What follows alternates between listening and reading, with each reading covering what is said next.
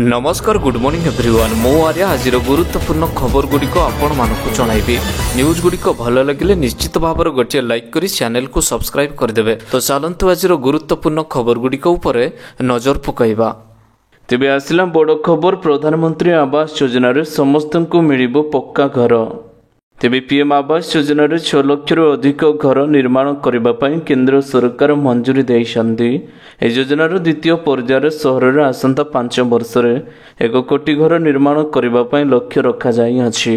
तेबे यार प्रथम पर्यायर 6 लाख लोक मानकु घर जोगाई दियाजिबो। ए योजना कार्यकारी प्राय समस्त राज्य तथा केंद्र शासित अंचल केंद्र सरकार सहित एमयू स्वाक्षर करिसेंति। मंत्रालयर अधिकारी माने कहिसेंति जे प्राय समस्त राज्य गृह प्रस्ताव ग्रहण करा जाई अछि। राज्यर हिताधिकारी माने चयन प्रक्रियाटी आसंता वर्षरु आरंभ हेबो। डिमांड सर्वे एवं प्रमाणपत्र आसंता मार्च सुधा शेष करिबा पई योजना रहिछि। एदि सहित मार्च सुधा अफोर्डेबल हाउसिंग पॉलिसी प्रस्तुत करा जिवो। पीएम आवास योजना पई होइथिबा एमयू चुक्ति स्वाक्षरित रे एही शर्तर उल्लेख करा जाई अछि। परवर्ती खबर, सरकार बड़ घोषणा, जनवरी मासरे राशन कार्ड रे समस्त को मिलिबो मागणा गहम। तेबे जनवरी मासर प्रथम सप्ताह राशन कार्ड हिताधिकारी मानकु एबे गहम मिलिबाकु जाउछि। एने विभाग तरफ प्रस्तुत जारी रहिछि बोली निकटरे कहिसेंति खाद्य जोगाण मंत्री कृष्ण चंद्र पात्र। जनवरी प्रथम सप्ताह हिताधिकारी मानकु मिलिबो गहम। गोदाम व्यवस्था एवं परिवहन पर टेंड होई नथिबारु गहम जोगाण रे विलंब होउछि। जनवरी हिताधिकारी मानकु गहम प्रदान करिबा लागि जोगाण विभाग पक्षरु प्रस्तुत आरंभ होई सारी अछि। परवर्ती खबर, 5000 टंका बढ़िसिबो दरमा। मुख्यमंत्री मोहन चरण माझी कले बड़ घोषणा। तेबे मुख्यमंत्री मोहन माझी को बड़ घोषणा होइछि। होमगार्ड को पई एबे खुशीर खबर रहिछि। राज्य में कार्यरत हजार हजार होमगार्ड मानक बड़ भेटी देइछन्ति मुख्यमंत्री। राज्य गृहमंत्री खुशीर खबर रही। ईआरएसएस जान शुभारंभ कार्यक्रम बड़ घोषणा करिसेंति मुख्यमंत्री। सीएम कहिसेंति गृहरक्षी विभाग में 5000 पदवी पूरण सहित बढ़िजिबो तांकर दरमा। परवर्ती खबर, एमानंकु मिलिबनी पीएम किसान योजनार परवर्ती किस्ती। तेबे এই योजनार 19तम किस्ती केबे मिलिबो से नै वर्तमान सुधा कोनोसी सूचना मिली नाही। किंतु आसंता वर्ष फेब्रुआरी मासरे टंका सरकार पठाई पारंती बोली एबे आशा करा जाउ अछि। तेबे नै सरकारक तरफरु कोनोसी सूचना दिया जाई नाही। किंतु এই किस्ती पाइबारु किछि कृषक बाद पडिसंती। जो कृषक माने निजर इक्यूआईसी प्रक्रिया शेष होई नाही सेमानंकु 18तम किस्ती पाइबारु वंचित हेबाकु पड़िबो। ए योजना लाभ पाइबाकु हेले चाषी मानकु सेमानंकर बैंक अकाउंट रे इक्यूआईसी करबा बाध्यतामूलक करा जाई अछि।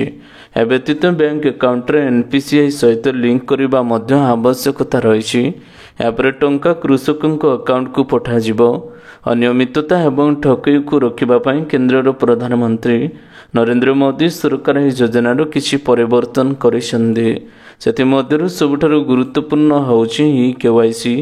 नियम अनुसार जदि समस्त हिताधिकारी चाषी ई केवाईसी बाध्यतामूलक करा जाइछि, जदि कृषक माने ताहा न करंती तेबे सेमाने परवर्ती किस्ती अर्थात 19तम किस्तीटी पाइबे नाही। परवर्ती खबर, 3 गुणा बढ़िजिबो कर्मचारी दरमा।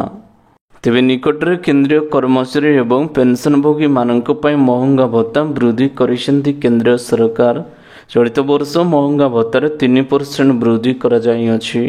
तेबे 8म वेतन कमिशन लागू हेबा नै सेभଳି कौनसी बड़ घोषणा करिनांति केंद्र सरकार, जाफल लक्ष लक्ष कर्मचारी माने निराश होइसंति। आसंता बजेट रे 8म वेतन लागू करा जिबार संभावना अधिक रहिछि। हेले कर्मचारी दरमा वृद्धि पाइबो।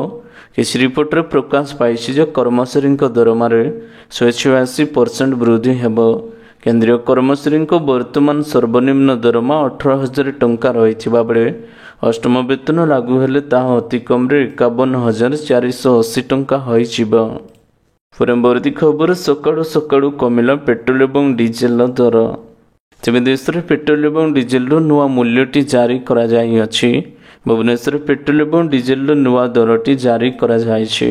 पेट्रोल दर लिटर प्रति 100 टंका 97 पैसा रहिथिबा बेले ଡିଜେଲ ମୂଲ୍ୟଟି 92.55 ରହିଛି। ଡିସେମ୍ବର 11 ତାରିଖ ଅର୍ଥାତ୍ ବୁଧବାର ଦିନ ଭୁବନେଶ୍ୱରରେ ପେଟ୍ରୋଲ ଦର 101.11 ଏବଂ ଡିଜେଲର ଦର 92.69 ରହିଥିଲା। ଗତକାଲି ଅପେକ୍ଷା ଆଜି ତେଲ ଦରରେ ସାମାନ୍ୟ ହ୍ରାସ ପାଇଥିବା ଦେଖିବାକୁ ମିଳିଛି। ପରବର୍ତ୍ତୀ ଖବର, ଜାନୁଆରୀ ମାସରୁ ଏଟିଏମ୍ରେ ଉଠାଇ ପାରିବେ ପିଏଫ୍ ଟଙ୍କା। ତେବେ ଇପିଏଫ୍ ସବସ୍କ୍ରାଇବର ମାନଙ୍କ ପାଇଁ ଖୁସିର ଖବର ରହିଛି। କର୍ମଚାରୀ ପ୍ରୋଭିଡେଣ୍ଟ ଫଣ୍ଡ ଅର୍ଗାନାଇଜେସନ ଇପିଏଫ୍ ଦେଶରେ 7 କୋଟି ପିଏଫ୍ ଗ୍ରାହକମାନଙ୍କୁ ଏକ ବଡ଼ ଉପହାର ଦେବାକୁ ଯାଉଛି। ଆସନ୍ତା ବର୍ଷ 2025 ମସିହାରେ ପିଏଫ୍ ଆକାଉଣ୍ଟଧାରୀମାନେ ଏକ ବିଶେଷ ସୁବିଧାଟି ପାଇପାରିବେ, ଯେଉଁଥିରେ ଉପଭୋକ୍ତାମାନେ ସେମାନଙ୍କର ଜମା ହୋଇଥିବା ଟଙ୍କାଟି ବାହାର କରିପାରିବେ। ଏଟିଏମ୍ ମାଧ୍ୟମରେ ପିଏଫ୍ ଆକାଉଣ୍ଟ ଏଟିଏମ୍ ମେସିନ୍ ମାଧ୍ୟମରେ ଟଙ୍କାଟି ବାହାର କରାଯାଇପାରିବ। ଏହି ପ୍ରତ୍ୟାହାର ଏକ ସ୍ୱତନ୍ତ୍ର କାର୍ଡ଼ ମାଧ୍ୟମରେ କରାଯିବ, ଯାହା ଏକ ଡେବିଟ୍ କାର୍ଡ଼ ପରି ହେବ। ରିପୋର୍ଟ ଅନୁଯାୟୀ ଶ୍ରମ ମନ୍ତ୍ରଣାଳୟ ଏହା ଉପରେ କାର୍ଯ୍ୟ କରୁଛି ଏବଂ ଜାନୁଆରୀ 2025ରୁ ଏହି ସେବାଟି ଉପଲବ୍ଧ ହେବ ବୋଲି ଆଶା କରାଯାଉଅଛି। ପରବର୍ତ୍ତୀ ଖବର, ଗହମ ଦର କମିବ, ମହଜୁଦକାରୀଙ୍କ ବିରୋଧରେ ସରକାରଙ୍କ ବଡ଼ ପଦକ୍ଷେପ। ତେବେ ସାଧାରଣ ଲୋକମାନଙ୍କ ପାଇଁ ରୁଟି ଆଗାମୀ ଦିନରେ ଶସ୍ତା ହେବାକୁ ଯାଉଛି। ବାସ୍ତବରେ ମଇଦା ଷ୍ଟକ୍ ସଂରକ୍ଷଣ ବନ୍ଦ କରିବା ଏବଂ ଦର ବୃଦ୍ଧି ନିୟନ୍ତ୍ରଣ ରଖିବା ପାଇଁ ସରକାରଙ୍କ ବଡ଼ ନିଷ୍ପତ୍ତି ନେଇଛନ୍ତି। ହୋଲସେଲ୍ ଏବଂ କ୍ଷୁଦ୍ର ଏବଂ ବଡ଼ ଖୁଚୁରା ବ୍ୟବସାୟୀମାନଙ୍କ ପାଇଁ ଗହମ ଷ୍ଟକ୍ର ରକ୍ଷଣାବେକ୍ଷଣ ପାଇଁ ସରକାର ନିୟମର ମାନଦଣ୍ଡକୁ ଆହୁରି କଡ଼ାକଡ଼ି କରିଛନ୍ତି। ଗହମ ଦର ହ୍ରାସ ପାଇଁ ନିରନ୍ତର ପ୍ରୟାସର ଏକ ଅଂଶ ଭାବରେ ଖାଦ୍ୟ ମନ୍ତ୍ରଣାଳୟ ଏକ ବିବୃତ୍ତିରେ କହିଛନ୍ତି ଯେ 31 ମାର୍ଚ୍ଚ 2025 ପର୍ଯ୍ୟନ୍ତ ପ୍ରଯୁଜ୍ୟ ଗହମ ଷ୍ଟକ୍ ସୀମା ପରିବର୍ତ୍ତନ କରିବାକୁ କେନ୍ଦ୍ର ସରକାର ନିଷ୍ପତ୍ତି ନେଇଛନ୍ତି। ପରବର୍ତ୍ତୀ ଖବର, ମେଟ୍ରୋରେ ଖାଲି ପଡ଼ିଛି ପଦବୀ, ଜାନୁଆରୀ 22 ପର୍ଯ୍ୟନ୍ତ କରିପାରିବେ ଆବେଦନ। ତେବେ କୋଲକାତା ମେଟ୍ରୋ ରେଲୱେରେ ଖାଲି ପଡ଼ିଛି ଅନେକ ପଦବୀ। ଭର୍ତ୍ତି ପାଇଁ ଆବେଦନ କରିବାର ଶେଷ ତାରିଖ ଜାନୁଆରୀ 22, 2025 ରହିଛି। ଇଚ୍ଛୁକ ଏବଂ ଯୋଗ୍ୟ ପ୍ରାର୍ଥୀମାନେ 23 ଡିସେମ୍ବରରୁ ଆରମ୍ଭ କରିପାରିବେ। ଇଚ୍ଛୁକ ପ୍ରାର୍ଥୀମାନେ ଅଫିସିଆଲ ୱେବସାଇଟକୁ ଯାଇ ଆବେଦନଟି କରିପାରିବେ। ଫିଟର ପାଇଁ 82ଟି ଆସନ ଏବଂ ଇଲେକ୍ଟ୍ରିସିଆନ ପାଇଁ 28, ମେସିନିଷ୍ଟ ପାଇଁ 9, ୱେଲ୍ଡର ପାଇଁ ମଧ୍ୟ 9ଟି ରହିଅଛି। ଇଚ୍ଛୁକ ପ୍ରାର୍ଥୀମାନେ ଆବେଦନଟି 23 ଡିସେମ୍ବର ପୂର୍ବରୁ କରିପାରିବେ। ପରବର୍ତ୍ତୀ ଖବର, ରାଜ୍ୟରେ ଗଡ଼ିବ ଏଆଇ ଟେକ୍ନୋଲୋଜି ବସ୍। ତେବେ ଓଡ଼ିଶାର ପରିବହନ କ୍ଷେତ୍ରରେ ନୂତନ ପରିବର୍ତ୍ତନ ହେଉଥିବା ବେଳେ ଏବେ ମାର୍କେଟରେ ନୂତନ କରି ଗଡ଼ିବ ଏଆଇ ଟେକ୍ନୋଲୋଜି ବସ୍। ବସ୍ରେ ମିଳିବ ହୋଟେଲର ଫିଲିଂ, ଟ୍ରେନ୍ ଏବଂ ବିମାନ ଭଳି ରହିଛି ବସ୍ରେ ଶୌଚାଳୟର ସୁବିଧା। ଭୁବନେଶ୍ୱରରୁ ନବରଙ୍ଗପୁର ପର୍ଯ୍ୟନ୍ତ ଯାତ୍ରୀମାନେ କରିବେ ଯାତାୟାତ। ଶୀତତାପ ନିୟନ୍ତ୍ରଣ, ଆରାମଦାୟକ ବସିବା ଏବଂ ଶୋଇବାର ବ୍ୟବସ୍ଥା ରହିଛି। ଏହି ବସ୍ ସେବାରେ ଖାଦ୍ୟ ଏବଂ ପାନୀୟର ବ୍ୟବସ୍ଥା ରହିଛି। ସର୍ବୋପରି ପ୍ରଥମ କରି ଏହି ବସ୍ରେ ଯାତ୍ରୀମାନଙ୍କ ପାଇଁ ଟ୍ରେନ୍ ଏବଂ ଉଡ଼ାଜାହାଜ ପରେ ଟଏଲେଟ୍ର ବ୍ୟବସ୍ଥା ରହିଛି। ଯାତ୍ରୀମାନଙ୍କୁ ଉନ୍ନତ ମାନର ଖାଦ୍ୟ ବ୍ୟବସ୍ଥା ଥିବା ସହ ସୁଲଭ ମୂଲ୍ୟରେ ଯାତ୍ରା କରିବେ ଯାତ୍ରୀ। ପରବର୍ତ୍ତୀ ଖବର, ଭୁବନେଶ୍ୱରରେ ଦୂରଦର୍ଶନ କେନ୍ଦ୍ରରୁ ପ୍ରଥମ ଥର ସାନ୍ତାଳୀ ଭାଷାରେ ସମାଚାର ପ୍ରସାରଣ ଆରମ୍ଭ ହେଲା। ତେବେ ଭୁବନେଶ୍ୱର ଦୂରଦର୍ଶନ କେନ୍ଦ୍ରରୁ ପ୍ରଥମ ଥର ପାଇଁ ସାନ୍ତାଳୀ ଭାଷାରେ ସମାଚାର ପ୍ରସାରଣ ଆରମ୍ଭ ହୋଇଛି।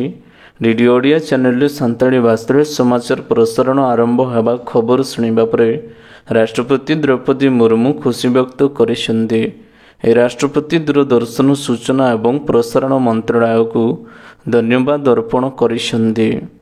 ପରବର୍ତ୍ତୀ ଖବର, ଏସ୍ଟିଏଫ୍ ପକ୍ଷରୁ ସମସ୍ତ ଆର୍ଟିଓଙ୍କୁ ନିର୍ଦ୍ଦେଶ, ବସ୍, ଟ୍ରକ୍ ଏବଂ ଟ୍ୟାକ୍ସି ଡ୍ରାଇଭରଙ୍କୁ ରାତି ଅଧରେ ମିଳିବ ମାଗଣା ଚା। ତେବେ ବର୍ତ୍ତମାନ ଶୀତଦିନ ଆରମ୍ଭ ହୋଇଥିବା ବେଳେ ରାତିରେ କୁହୁଡ଼ି କାରଣରୁ ଗାଡ଼ି ଚଳାଚଳରେ ବାଧା ସୃଷ୍ଟି ହୋଇଥାଏ। ରାସ୍ତାରେ କୁହୁଡ଼ି ରହିଥିବାରୁ ଅନେକ ସମୟରେ ଆଗକୁ କିଛି ଦୃଶ୍ୟମାନ ହୋଇନଥାଏ, ଫଳରେ ତାହା ଗାଡ଼ି ଦୁର୍ଘଟଣାର କାରଣ ସାଜିଅଛି। ତେଣୁ ବିଳମ୍ବିତ ରାତି ଏବଂ ଭୋର ସମୟରେ ଦୁର୍ଘଟଣା ଏଡ଼ାଇବାକୁ ରାଜ୍ୟ ପରିବହନ ପ୍ରାଧିକରଣ ଏସ୍ଟିଏଫ୍ ପକ୍ଷରୁ ଏକ ନୂଆ ପଦକ୍ଷେପ ଗ୍ରହଣ କରାଯାଇଅଛି। ଚାଳକଙ୍କୁ ସତେଜ ଏବଂ ସଚେତନ କରିବାକୁ ରାଜପଥ କଡ଼ରେ ମାଗଣା ଚା ବଣ୍ଟନ କାର୍ଯ୍ୟକ୍ରମ ଆରମ୍ଭ କରାଯାଇଅଛି। ପରବର୍ତ୍ତୀ ଖବର, ଆସନ୍ତା 17 ତାରିଖରୁ ରତ୍ନ ଭଣ୍ଡାର ମରାମତି କାର୍ଯ୍ୟ ଆରମ୍ଭ। ତେବେ ଆସନ୍ତା 17 ତାରିଖରୁ ଶ୍ରୀମନ୍ଦିର ରତ୍ନ ଭଣ୍ଡାର ମରାମତି ଆରମ୍ଭ ହେବ। ମଙ୍ଗଳବାର ବସିଥିବା 36 ନିଯୋଗ ବୈଠକ ପରେ ଶ୍ରୀମନ୍ଦିର ମୁଖ୍ୟ ପ୍ରଶାସକ ଏହି ସୂଚନା ଦେଇଛନ୍ତି। ଦ୍ୱିତୀୟ ଭୋଗ ମଣ୍ଡପ ପରେ ମରାମତି ଆରମ୍ଭ ହେବ। एथिपाई द्वार फिटा नीति राति 2टारू आरंभ हेब बोली कुहाଯାଇଛି। दिनकू 4 ରୁ 5 घंटा पर्यंत काम चलिबो। संध्या 6टा पर्यंत चलिबो मरामती कार्य। भिड़କୁ दृष्टि रखी कार्य कराजिबो। बाहर काठ निकटरू दर्शन करेंगे श्रद्धालु।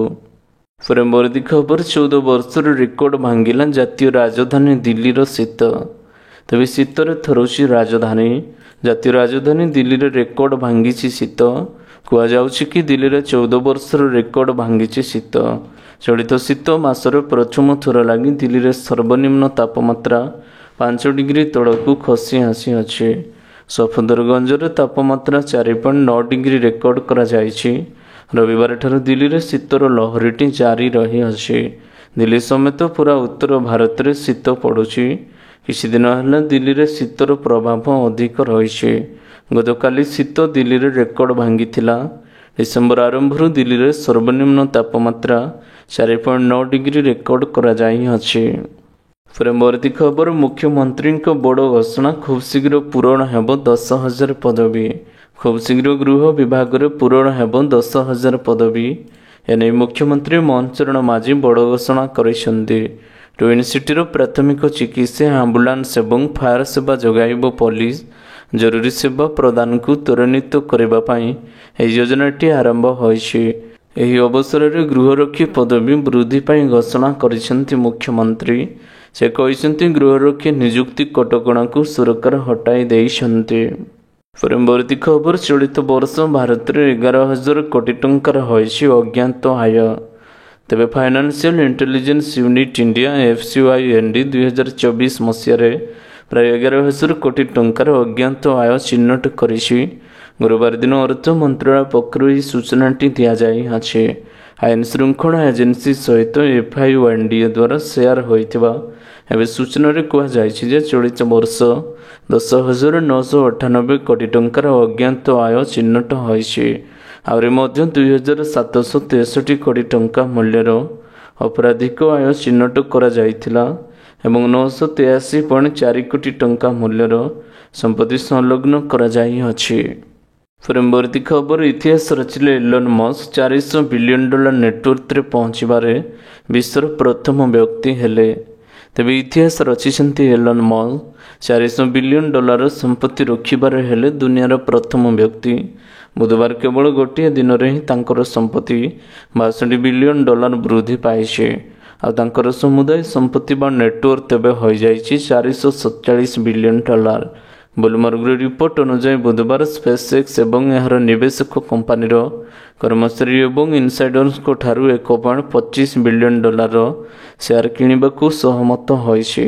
ए डील पर स्पेसएक्स रो भालू 350 बिलियन डॉलर हो जाई अछि।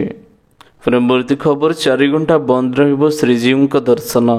जेबे श्रीमंदिर में आज चतुर्धा विग्रह बनक लगी नीति अनुष्ठित हेबो। एथिपाई आपाततः संध्या 6टारू राति 10टा पर्यंत साधारण दर्शन बंद रहिबो। श्री जगन्नाथ मंदिर प्रशासन पक्षरु यह सूचना दि जाइछि।